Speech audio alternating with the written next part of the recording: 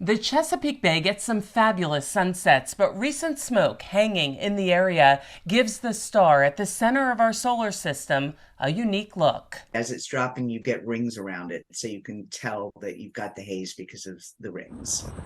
The National Weather Service in Baltimore and Washington, D.C. has been tracking smoke in many locations for the past few weeks. That's actually coming from a wildfire that's burning in Nova Scotia and also a large wildfire that is up to 5,500 acres now in southern New Jersey. And that's blowing our direction southward on what we call a northeasterly flow or a northeasterly wind. So the haze over the Bay Bridge that Diane Sullivan is seeing originates more than 800 miles away. Where I live, I can look across the bay and see the Annapolis anchorage where all the merchant ships are.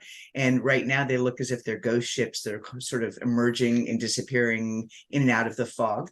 And you actually will hear the ships blowing their horns from time to either indicate their position to others who may be out there boating, or actually themselves if they're coming up or out of the bay. A spokesman for Maryland Department of the Environment says young children and people with respiratory or heart conditions should consider limiting their outdoor activities during hazy days. It's just like the ocean. It's a giant fluid, but it's a fluid of air, and that air is, of course, moving from west to east across the country, but the direction of the wind also plays a key role. Meteorologist Eric Taylor shared this map that tracks the progression of smoke as it moves through the different levels of the atmosphere. He says the colors of green, yellow, and orange represent areas of high smoke concentration, most likely from a wildfire. And I've noticed in driving around, sometimes you see it in certain areas really clearly, very thick, and then it'll clear not far from there. Why is that? So the air rises and sinks, and that's why sometimes in some areas you'll get that there may be a couple parcels of air that are rising or sinking where it looks like,